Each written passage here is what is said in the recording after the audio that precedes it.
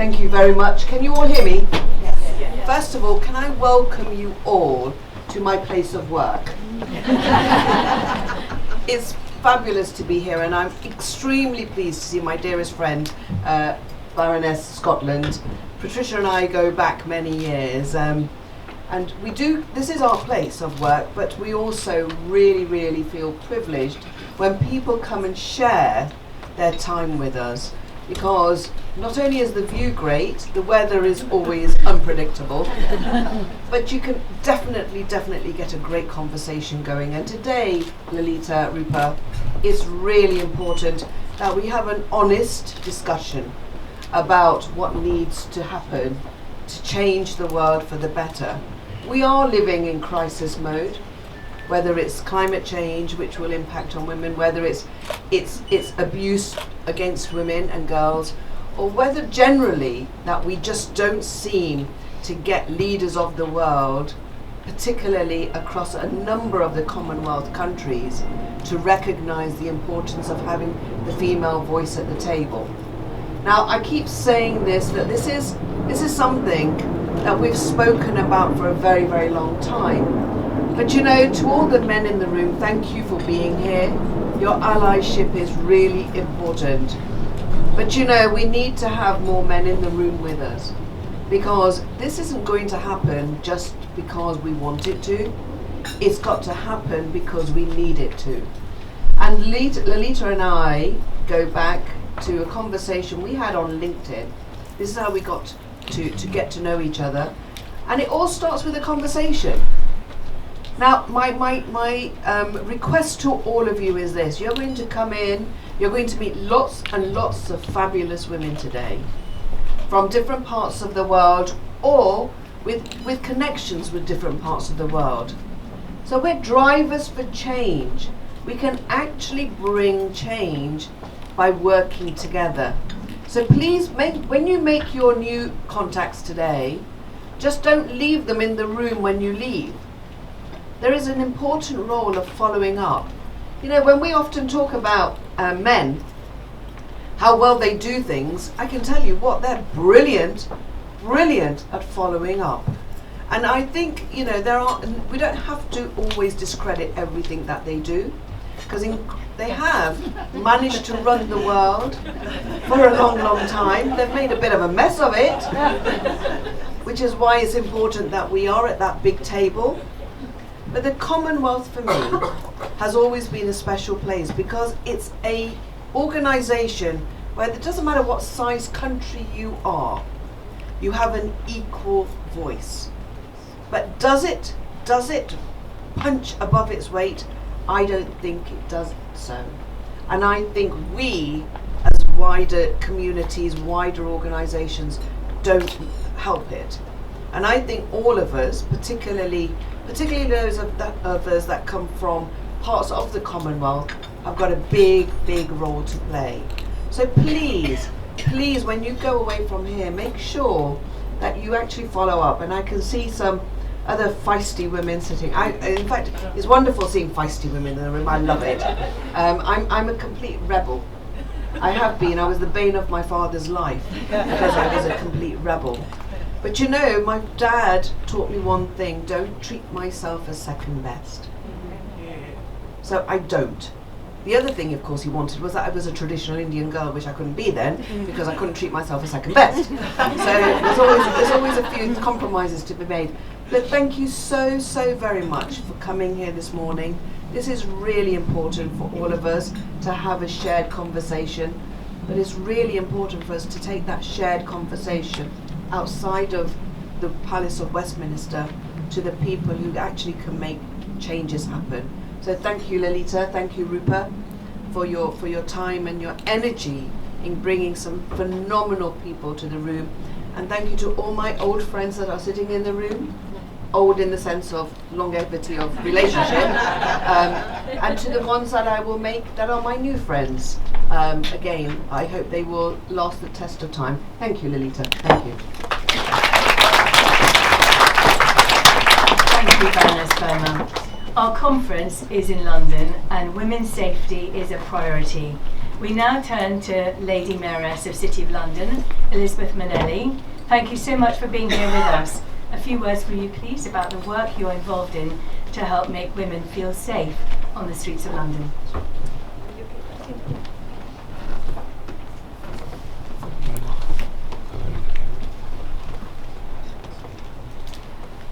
Rupa, Lalita, my lords, ladies and gentlemen.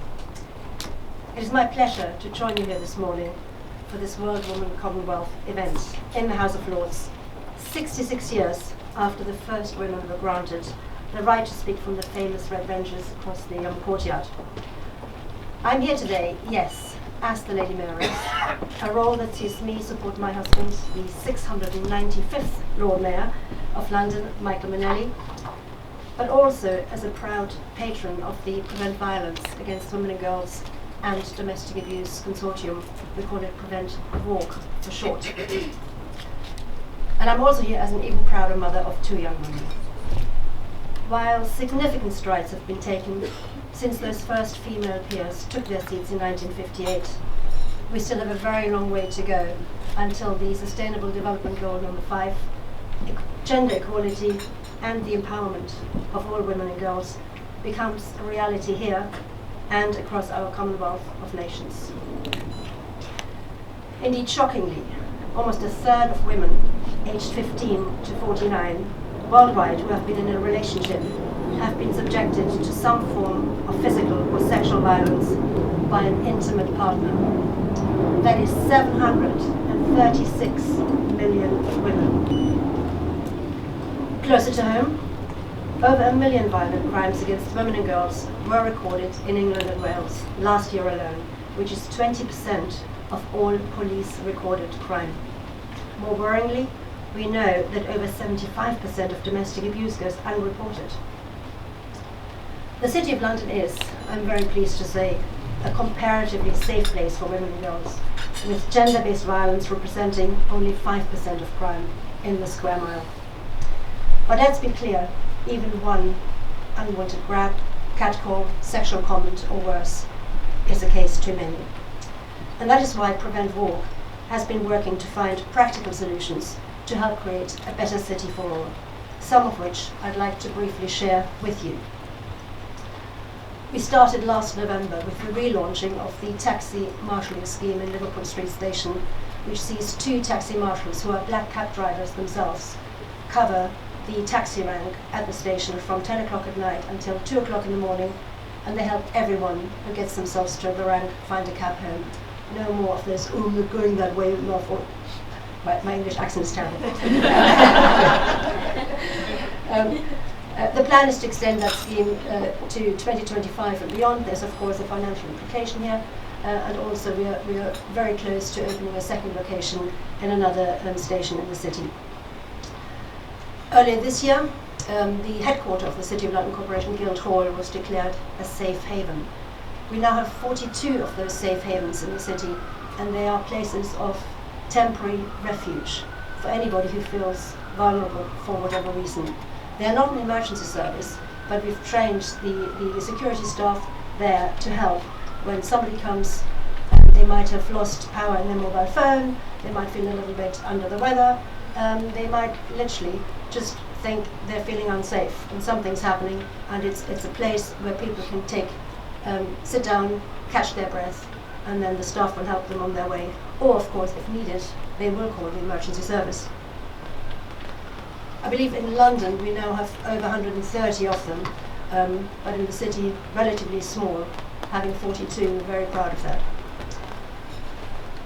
With so many excellent resources, and many of them are entirely free and requiring very little input from businesses or venues, we are asking companies to consider what more they can do on a day-to-day basis, from implementing a domestic abuse policy. Again here, IDA, the Employers Initiative on Domestic Abuse, they provide free advice and free packages for any company to implement such a domestic abuse policy, to adopting the Ask for Angela scheme, which works in public places, such as bars and restaurants, by using a code word to identify when anyone is in danger or in an uncomfortable situation. I would be the first to admit that these are very modest local solutions specifically aimed at the City of London. But I firmly believe that both the successes and bumps along the road we have encountered can provide lessons that are transferable, regardless of nation, language, or time zone. After all, the need to make headway isn't one of just fairness and safety. It is a financial one too.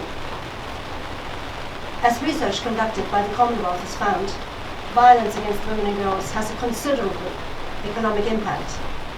Between 2009 and 2017, representing a loss equivalent to 1.57%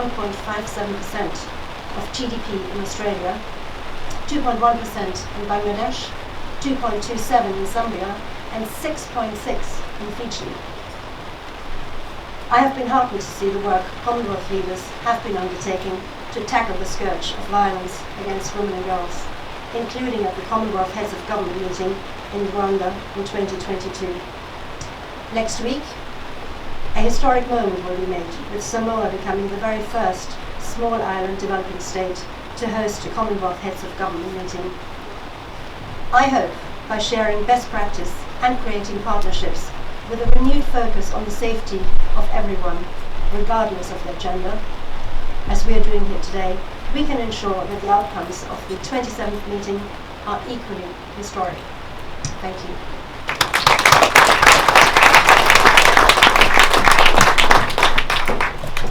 Thank you, Lady Mayoress. It is now my pleasure to invite Helen Thomas, who is head of BBC Radio 2, which is the UK's most popular radio station with a predominantly female audience.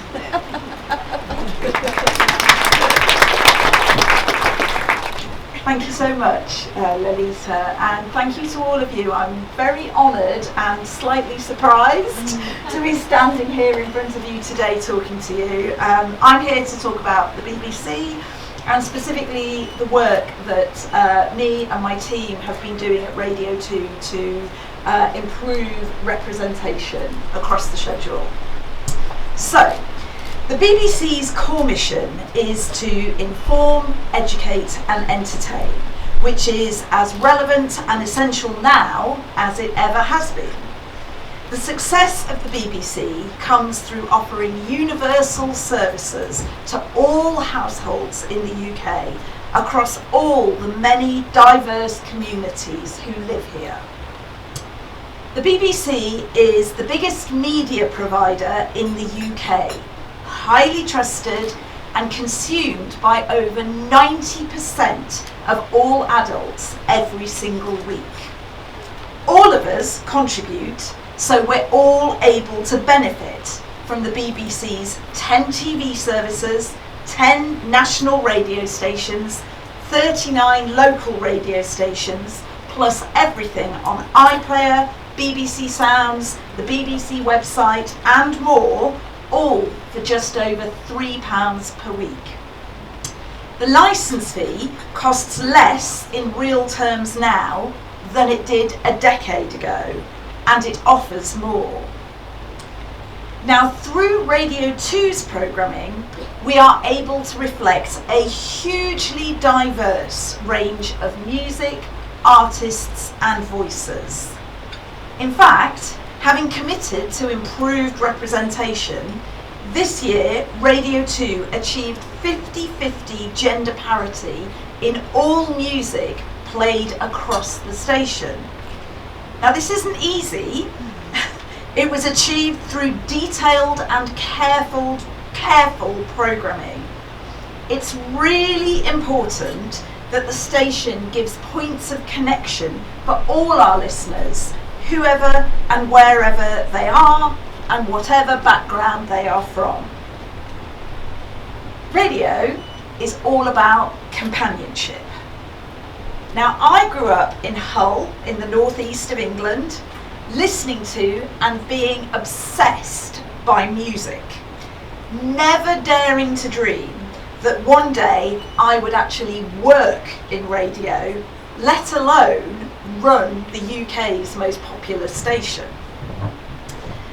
Listening to radio is still so important to me, And the BBC is at the forefront of ensuring that radio and audio via BBC Sounds remain at the heart of British society. That unifying connection also comes through hearing someone like you on the radio. Now, I don't remember hearing anyone with a Hull accent when I listened as a girl, but there's certainly much more diversity of voice now, and I'm proud to have played my part in the evolution of the range of voices that we now have on Radio 2. The BBC has recently launched ambitious new creative diversity commitments to develop talent and support production right across the UK, with the aim of ensuring our off-air representation matches that of our on-air output. We have committed to investing a minimum of £80 million annually across radio and television to create content that represents all audiences across the UK, as well as accelerating the pace of change on diversity and inclusion across the sector as a whole. Our audience and society is evolving, and it's really important, in fact, it's crucial that we mirror that. We have to remember that a 60-year-old woman now is very different to a 60-year-old woman in the 1980s or 90s. Women are lifting weights at the gym, taking solo holidays with their friends, and are on social media posting pictures about their lives. Women, including our presenters and colleagues in the workplace, are talking more openly than ever before about the delights or challenges around fertility, menopause, ageing, and everything else that we have to deal with. Through feeling that we are empowered and in a safe space to share our own experiences of these things, I believe we can help others find a way through their own tough times and build their resilience. They, in turn, will pass this on to those around them and the next generation, who are, of course, the leaders of tomorrow. And that is why the theme of this year's World Woman Commonwealth Agenda, to build the wealth and resilience of women and girls around the globe, is so important, and how bringing us all together here today to share and learn from each other can help us achieve that aim. Now, behind the microphones and TV screens, the wider BBC radio family is full of brilliant women. My boss is Lorna Clark, who is the Director of Music. She is an inspirational woman who only last Friday was awarded the prize for Outstanding Contribution to Music at the Music Week Women in Music Awards. As a black woman in this incredibly senior role, which she has achieved through many decades of experience and hard graft, she is an inspiration to so many of us, both at work and across the industry. Her boss is Charlotte Moore, the BBC's the BBC's Chief Content Officer, who also manages Lindsay Salt, the BBC's Director of Commissioning for Drama. Deborah Turness is CEO of BBC News. The media was traditionally a man's world, but we are all proud to have risen to the top in our respective fields, blazing a trail for younger radio producers, journalists and presenters to follow in. Through our action, we can show them how to be strong, resilient women as we face all the challenging scenarios that work and life can throw at us. It really is a pleasure to be here today in a room with such incredible, and inspiring women from right across the Commonwealth. Thank you so much. Thank you.